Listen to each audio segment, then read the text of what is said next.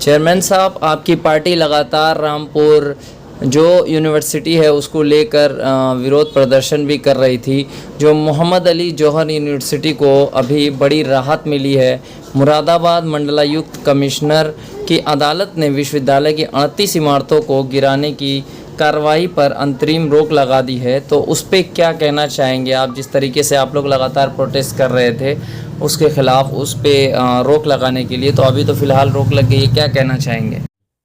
सबसे पहले तो ये मैं बताना चाहूँगा कि मौलाना मोहम्मद अली जौहर यूनिवर्सिटी जो कायम हुई है और कायद मिल्लत जनाब आज़म खान साहब की काविशों से ये तामीर हुई और आज़ादी के बाद उत्तर प्रदेश में बहुत बड़ा कारनामा उन्होंने अंजाम दिया है और यूनिवर्सिटी का क़याम किया, अक़लियती इदारा कायम किया और जो यूनिवर्सिटी हर तरह के शोबे कायम किए, शानदार बिल्डिंग।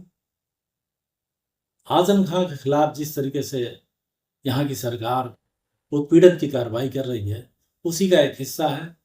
और जब 2006 में जब तामीर हुई, उस वक्त ग्रामीण अंचल में था, आरबीओ एक्ट लागू नहीं था और उसके बाद 38 बिल्डिंगें उस वक्त तामीर हो गई थी, जिसमें नक्शा पास कराने की कोई ज़रूरी नहीं था।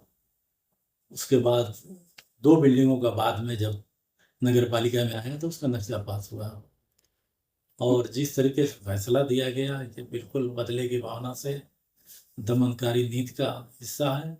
और आज़म खान को जिस तरह प्रताड़ित किया जाता है, दुनिया भर के मुकदमे सैकड़ों लगा करके, उसी का एक हिस्सा माना जा रहा है और अक़लियतों पे जो जुल्म हो रहा है उसी का एक हिस्सा है। मगर इस मामले को हमारे हिंदू, मुस्लिम, सिख, ईसाई सभी लोगों ने बहुत पुरजोर लफ्ज़ों में एहतजाज किया और पूरे हिंदुस्तान से इसकी आवाज़ आ रही है कि एक इदारे को इस तरीके से डिमालिश करने का जो ऑर्डर हुआ है वो नहायत गैर मुंसिफाना है।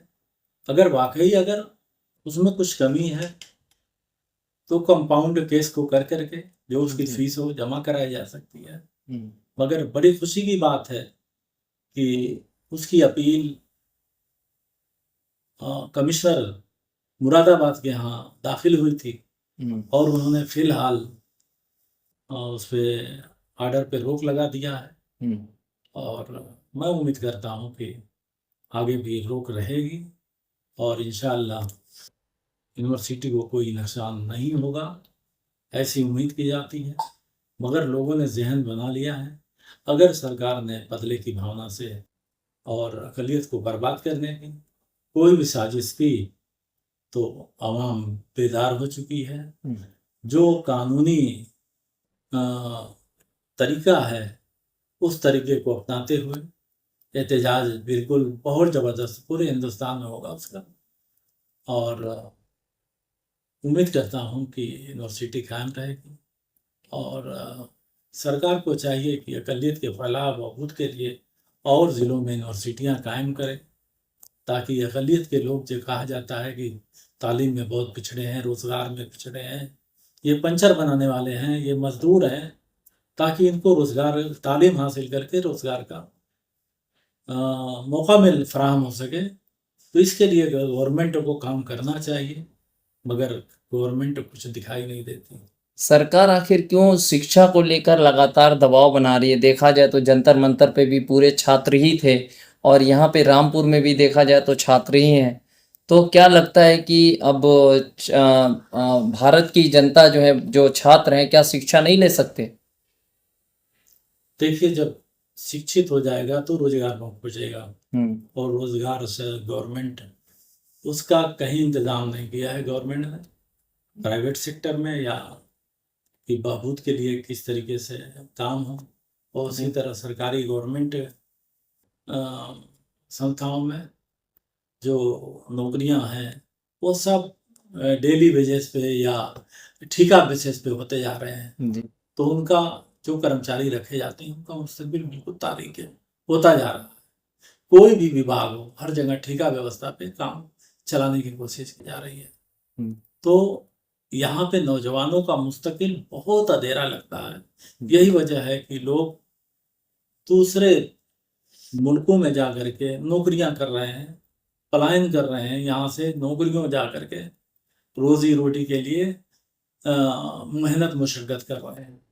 तो सरकार को चाहिए कि यहाँ पे रोजगार का अवसर फराहम करे और सरकारी नौकरियां जो सीटें खाली हैं जो जी। उसको पूर्ण करे और उसको जो और ईमानदारी से पूर्ण करे। ये जो 500 तकरीबन 500 एकड़ में यूनिवर्सिटी फैली हुई है, तो क्या सुप्रीम कोर्ट को सो मोटो लेकर इस तरीके के ऑर्डर को रद्द करने की ज़रूरत है?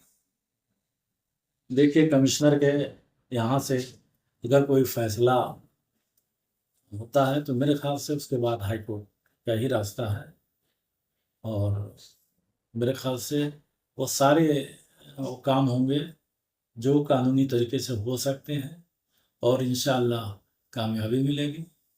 तो मैं उम्मीद करता हूँ कि हाई कोर्ट इसको संज्ञान में लेगा और इस तरीके से अगर देखा जाए तो जितनी भी यूनिवर्सिटियाँ हैं, क्या उनके सारे नक्शे पास हैं?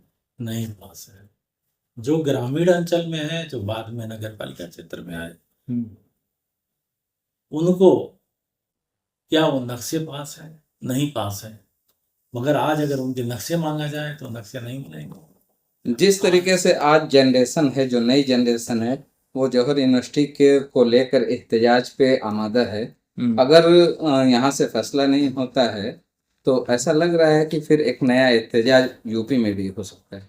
नहीं, मुझे तो उम्मीद है कि सरकार ऐसा नहीं करेगी। मुझे पूरी उम्मीद है और अगर होता है तो कानूनी लड़ाई लड़ने का तरीका है और ज़रूर कोर्ट संज्ञान में लेगी और इसका निस्तारण करेगी।